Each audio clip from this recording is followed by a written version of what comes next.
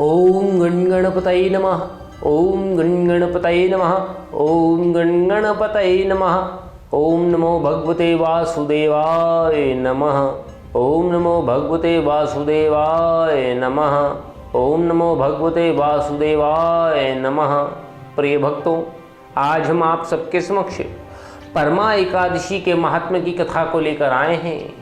परमा एकादशी का व्रत कब किसने किया और इसकी कथा को सर्वप्रथम किसने किससे कहा, इन सब बातों का गूढ़ रहस्य आज आपके सामने हम खोलने के लिए प्रस्तुत हुए हैं। हमें पूर्ण आशा और विश्वास है कि सर्वपूज्य एकादशी की इस व्रत कथा के महात्म को आप सभी श्रद्धावान होकर सुनेंगे और अपने कुल को तार लेंगे। चलिए शुरू करते हैं। अथ परमा एकादशी महात्मा। श्री युधिष्ठिर बोले कि हे जनार्दन, अब आप अधिक लौंद माह की कृष्ण पक्ष की एकादशी का नाम तथा उसके विधि को विस्तार पूर्वक बतलाइए। भगवान श्री कृष्ण बोले, हे राजन, इस एकादशी का नाम परमा है। इसके व्रत से समस्त पाप नष्ट होकर इस लोक में तथा परलोक में मुक्ति मिलती है।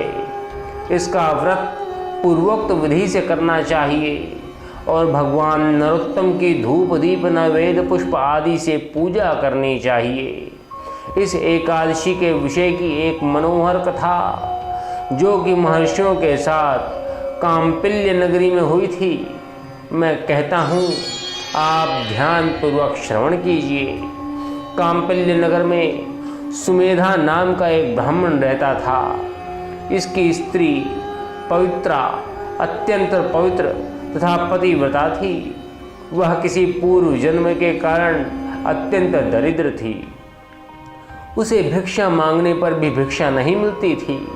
वह सदैव वस्त्रों से रहित होते हुए भी अपने पति की सेवा में लगी रहती थी। वह अतिथि को अन्न देकर स्वयं भूखी रहती थी और पति से कभी किसी वस्तु की मांग नहीं करती थी। जब सुमेधा ने अपनी स्त्री को अत्यंत दुर्बल देखा तो बोला कि हे प्रिय, जब मैं धनवानों से धन मांगता हूँ तो वह मुझे कुछ नहीं देते। गृहस्थी केवल धन से चलती है। अब मैं क्या करूँ? इसलिए यदि तुम्हारी राय हो तो मैं परदेश में जाकर कुछ कार्य करूँ ताकि थोड़ा धन कमा सकूँ। इस पर उसकी स्त्री विनीत भाव से बोली कि पतिदेव, पति अच्छा या बुरा जो कुछ भी कहे पत्नी को वही करना चाहिए। पूर्व जन्म में जो मनुष्य विद्या और भूमि दान करते हैं उन्हें ही इस जन्म में विद्या और भूमि मिलती है। यदि कोई मनुष्य दान नहीं करता तो भगवान उसे केवल अन्न नहीं देते हैं। मैं आपका वियोग नहीं सह सकती। पति रहित स्त्री की संसार में माता, पिता, भ्राता, ससुर तथा संबंधी आदि निंदा करते हैं। इसलिए आपको इसी स्थान पर मेरे साथ रहना चाहिए। एक समय कौंडिन्य मुनि उस जगह पर आए। उनको आते देखकर सुमेधा स्त्री सहित उन्हें प्रणाम करने के लिए आगे बढ़ा और बोला, हम आज धन्य हैं। आज हमारा जीवन आपके दर्शन से सफल हुआ है। उन्होंने उनको आशीर्वाद दिया।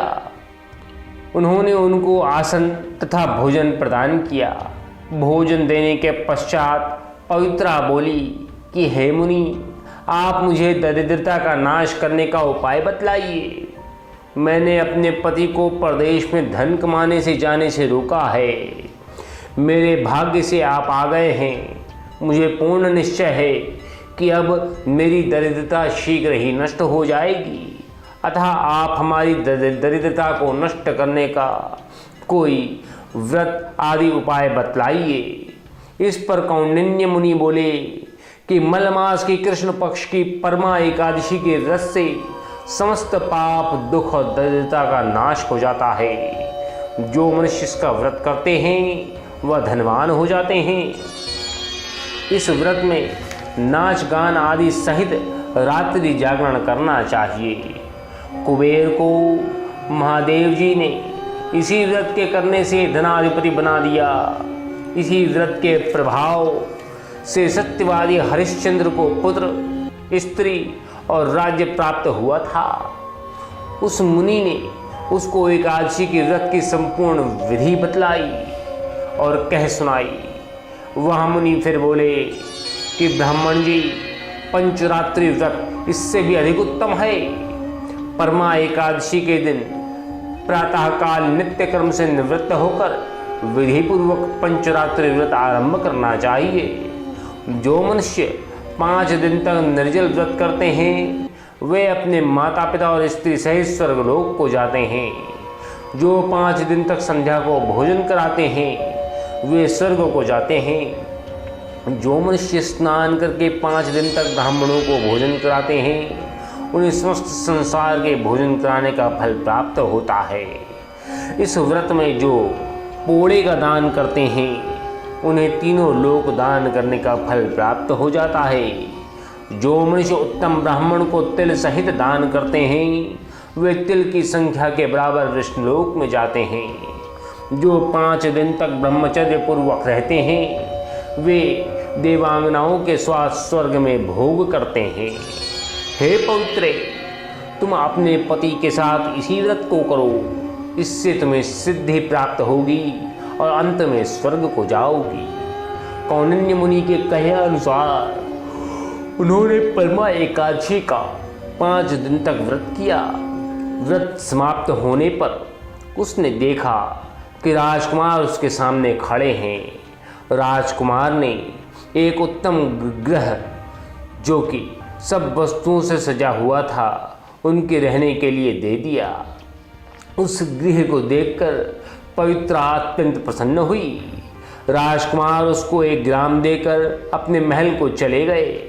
दोनों इस व्रत के प्रभाव से इस लोक में अनंत सुखों को भोग कर अंत में स्वर्गलोक को चले गए।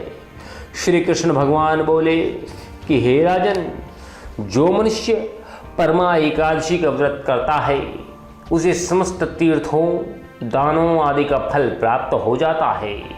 जिस प्रकार संसार में 2 पैरों वालों में ब्राह्मण, 4 पैरों वालों में गौ, देवताओं में इंद्र राज्य श्रेष्ठ हैं, उसी प्रकार महीनों में अधिक मान लौस्मांद, अर्थात जिस प्रकार 4 पैरों वालों में गौ, देवताओं में इंद्र श्रेष्ठ हैं, उसी प्रकार महीनों में अधिक लौंद मास उत्तम माना जाता है। इस महीने में पंचरात्रि अत्यंत पुण्य देने वाली है। इस महीने में पद्मनी और परमा एकादशी भी श्रेष्ठ है। उनके व्रत से समस्त पाप क्षीण हो जाते हैं। दुर्बल मनुष्य को एक व्रत अवश्य करना चाहिए। जो मनुष्य अधिक मास स्नान तथा एकादशी व्रत नहीं करते उन्हें आत्मघात का पाप लगता है। यह मनुष्य योनि बड़े पुण्यों से प्राप्त होती है, इसलिए मनुष्य को एकादशी का व्रत अवश्य करना चाहिए। हे युधिष्ठिर, जो आपने मुझसे पूछा था सो मैंने आपको विस्तार पूर्वक बतला दिया है। अब आप इसका व्रत भक्ति पूर्वक कीजिए। जो मनुष्य अधिक मास अर्थात लौंद मास की परमा एकादशी का व्रत करते हैं वे स्वर्गलोक में जाकर इंद्र के समान सुखों को भोगते हैं और तीनों लोकों में वंदनीय होते हैं। अतः हम सभी को अधिक लौंग मास की परमा एकादशी का व्रत भक्ति और भावपूर्वक करना चाहिए। इति एकादशी व्रत महात्म कथा समाप्तम। हे धर्मराज युधिष्ठिर, सनातन धर्म में यूं तो अनेकों व्रत बतलाए गए हैं, किंतु हमारे धर्मशास्त्रों और पुराणों में जो व्याख्या एकादशी के व्रत की मिलती है उसको सुनने से ये स्पष्ट होता है कि एकादशी के व्रत से बड़ी तिथि, एकादशी के व्रत से बड़ा पुण्यभागी व्रत न कोई था न कोई होगा। एकादशी का व्रत भगवान विष्णु को अति प्रिय है। जो भी प्राणी एकादशी का व्रत करके भगवान के समीप जाने की चेष्टा करता है, भगवान स्वयं उसके समीप आ जाते हैं और उसके समस्त मनोरथों को पूर्ण करते हैं। इस एकादशी के व्रत को धारण करते समय मनुष्य के मन में पूर्ण आस्था, श्रद्धा और विश्वास का होना अति आवश्यक है, क्योंकि बिना आस्था, समर्पण और विश्वास के भगवान कभी प्राप्त नहीं होते। भगवान को प्राप्त करने का एकमात्र तरीका केवल यह है कि मनुष्य को भगवान की पूजा अर्चना व्रत करते समय भगवान के प्रति अपने हृदय में स्नेह भाव, प्रेम भाव, वात्सल्य और मातृत्व का भाव रखना चाहिए, क्योंकि हम जिस भाव से भगवान से जुड़ते हैं, भगवान भी उसी भाव से हमसे जुड़ते हैं। भगवान अपने भक्तों के सदैव हृदय में निवास करते हैं। इसलिए अपने जीवन में किसी भी कृत्य को करते समय ये हमेशा ध्यान रखना चाहिए कि भगवान कहीं हमसे दूर वास नहीं करता, वो हमारे हृदय में निवास करता है और हमारे हर कृत्य पर उसकी दृष्टि निरंतर पड़ रही है। भगवान हमसे प्रेम करते हैं, अतः जब हम उनकी शरण में होते हैं तो वो हमें भटकने नहीं देते और हमारा मार्गदर्शन करते रहते हैं। अतः हम कह सकते हैं कि एकादशी के व्रत के पुण्य कहे या सुने नहीं जा सकते, क्योंकि वो असीमित होते हैं। जैसा कि सूत जी महाराज ने प्रारंभ में ही शौनक आदि 88,000 ऋषियों से बोला था कि एक वर्ष के अंदर 12 महीने होते हैं और एक महीने में 2 एकादशियाँ पड़ती हैं, सो एक वर्ष में 24 एकादशी होती है।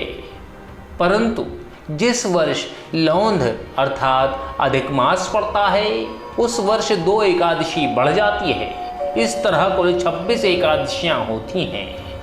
इन एकादशियों के नाम निम्नलिखित हैं: उत्पन्ना, मोक्षदा अर्थात मोक्ष प्रदान करने वाली, सफला अर्थात सफलता देने वाली, पुत्रदा अर्थात पुत्र को देने वाली, षष्ठितिरा, जया, विजया, आमल की, पाप मोचनी पापों को नष्ट करने वाली, कामदा, बरुथनी, मोहिनी, अपरा, निर्जला, योगिनी, देवशयनी, कामिदा, पुत्रदा, अजा, परिवर्तनी, इंद्र, पाशांकुशा, रमा, देवोत्यायनी, लौंद अधिक की दोनों एकादशियों का नाम क्रमानुसार पद्मिनी और परमा है। ये सब एकादशी यथा नाम तथा गुण वाली हैं। इन एकादशियों के नाम तथा गुण उनके व्रत की कथा सुनने से मालूम हो जाते हैं। जो भी मनुष्य इन एकादशियों के व्रत को शास्त्र अनुसार करते हैं, उन्हें उसी के फल की प्राप्ति होती है। अतः आप सभी से हमारा ये निवेदन है कि आप सभी को एकादशियों के व्रत को करना चाहिए। एकादशी के व्रत को करने के लिए मन में पूर्ण आस्था और श्रद्धा होनी चाहिए और हमारे मन में भगवान श्री हरि विष्णु के प्रति पूर्ण प्रेम, आस्था, श्रद्धा और विश्वास का होना निश्चित है। तभी हम श्रद्धापूर्वक, सफलतापूर्वक इस एकादशी के व्रत को संपूर्ण कर पाएंगे। एकादशी के व्रत को करने से मनुष्य के लोक और परलोक दोनों ही तर जाते हैं। इतना ही नहीं, उसके पितृगण भी तर जाते हैं, उसके आने वाले वंशज भी तर जाते हैं, उसका कुल धन्य हो जाता है और उसके समस्त पाप नष्ट हो जाते हैं। एकादशी का व्रत पुराणों में समस्त व्रतों में सर्वोपरि बताया गया है। एकादशी के व्रत से बड़ा कोई व्रत पुराणों में नहीं बताया गया। अतः हम सब